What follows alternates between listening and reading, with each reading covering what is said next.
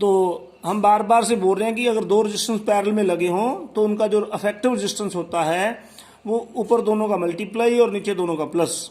तो ये फार्मूला कुछ नया नहीं है, वही फार्मूला है, पैरेलल वाला रिजल्ट है 1/RP equal to 1/R1 plus 1/R2।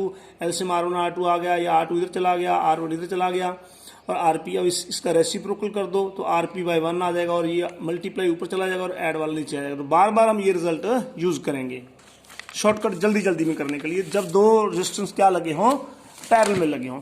तो फटाफट हम न्यूमेरिकल देखते हैं। एक कहता है कि दो रेजिस्टेंस अगर सीरीज में है तो उनका अफेक्टिव रेजिस्टेंस 9 ओम है, और अगर उन्हीं को हम पैरेलल में लगा दें तो वो 2 ओम बन जाता है। तो मैं ज़्यादा टाइम नहीं लगाऊंगा बेटा। सीरीज में R1 मान लीजिए एक रेजिस्टेंस R1 है, दूसरी R2 है, तो बेटा सीरीज में R1 प्लस R2 लिखेंगे, इक्वल 9 लिखेंगे, और पैरेलल में बेटा CP क्या कर दिया हमने 2 कर दिया, क्योंकि उसने 2 बोला हुआ है, और पैरेलल का 2 का फार्मूला क्या है, ऊपर मल्टीप्लाई नीचे प्लस होता है। अब देखिए ये दो इक्वेशन बन गई आपकी R1 और इसको क्रॉस मल्टीप्लाई कर लो, ठीक है।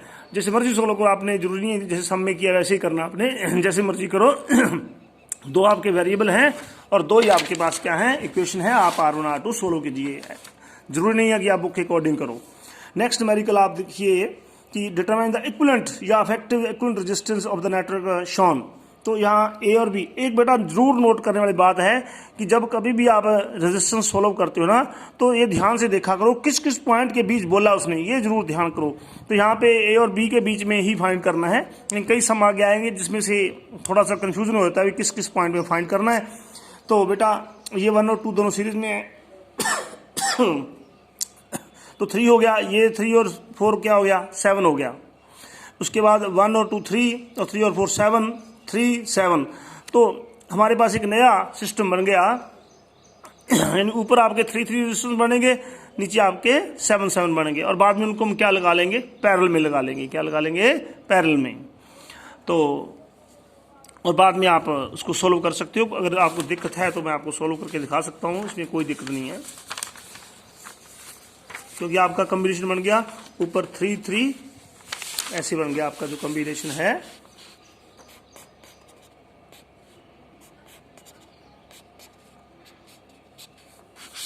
मुझे सॉल्व नहीं किया इसने, चलो कोई बात नहीं।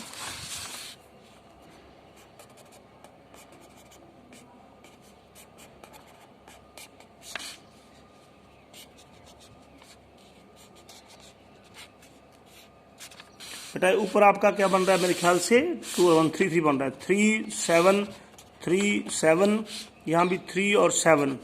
तो अब इन पैरेलल में लगाओ, ऊपर मल्टीप्लाई 21/10, 21/10, 21/10, ऊपर 7 या 21, नीचे 10 आएगा, और बाद में सभी को हम सीरीज बना के ऐड कर देंगे, हो जाएगा, कोई दिक्कत नहीं है। नेक्स्ट आप ये जो सम है आपके सामने, इस सम को ध्यान से देखें।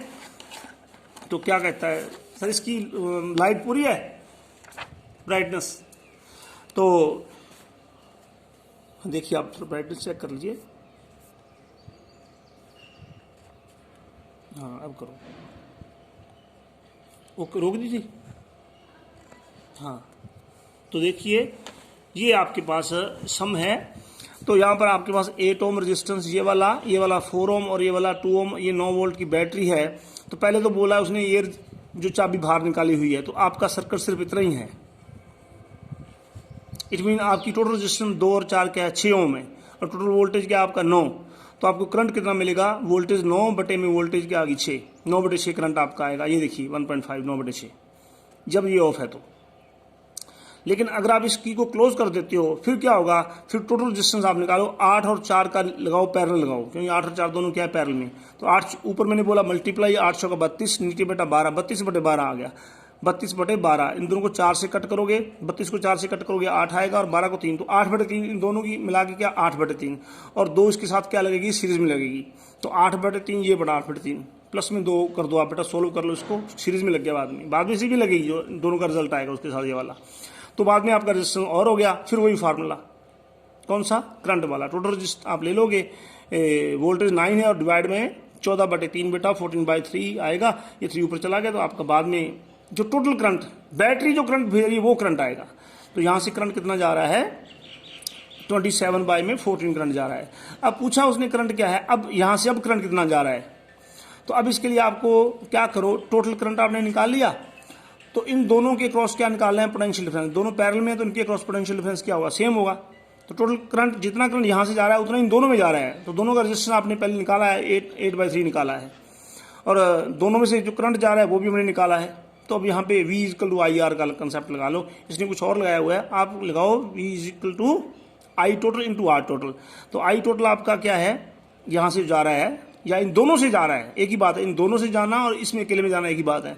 तो I total आपने निकाला था, मेरे ख्याल से ये निकाला है, और R total आपका इन दोनों का पैरेलल वालों का, सिर्फ पैरेलल वालों का, वो आपका कितना आया है, ये 1.5 नहीं, सॉरी नहीं, ये नहीं आया आपका 8 × 32 बटे, हाँ ये 8/3 आया है। तो V निकाल लो आप। तो V आपका टोटल, V इन दोनों के आ जाएगा, इसके क्रॉस या इसके क्रॉस, ठीक है।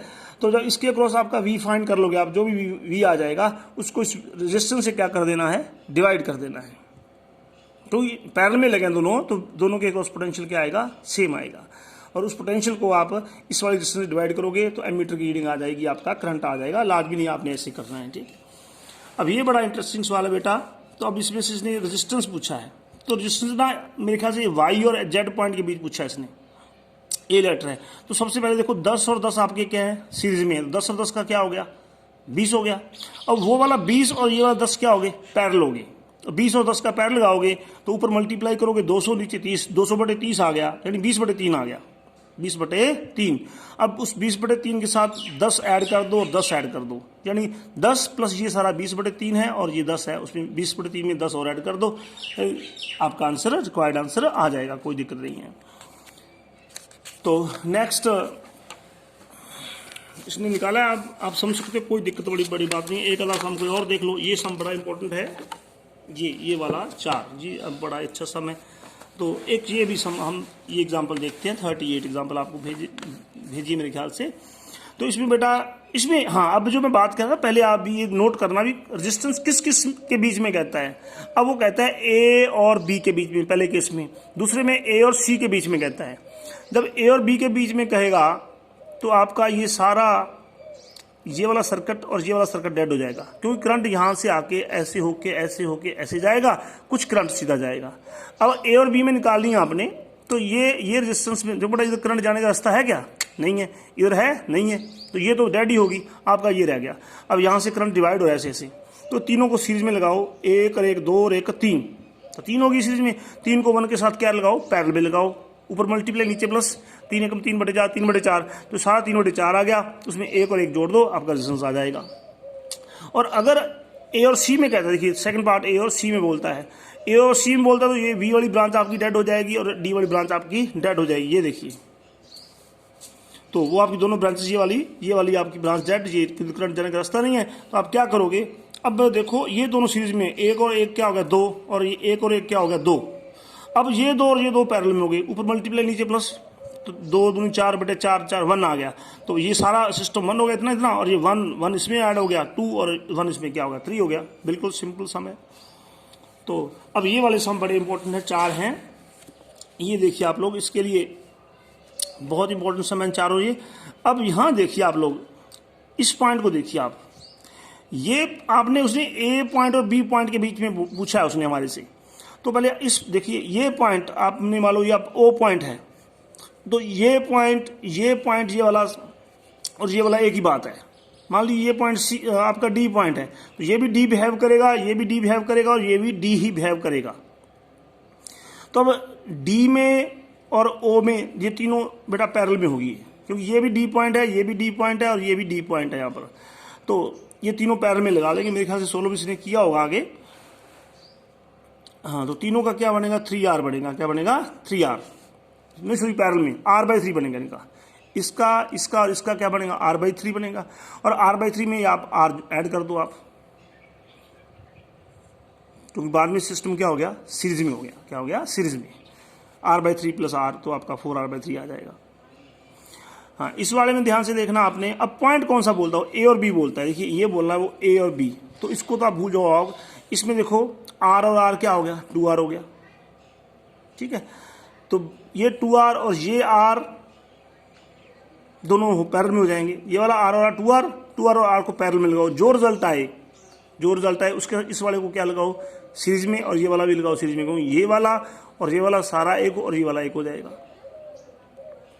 तो ये वाला सम है, मैं इसको स्पेशल आपको, ये थोड़ा सा बच्चों को कंफ्यूज करता है, मैं इसको आपको सोल्व करके बताता हूँ। ये व्हीटस्टोन ब्रिज प्रिंसिपल का सम है ये वाला, और लेकिन वीडियो काफ़ी बड़ी होगी, काफ़ी है।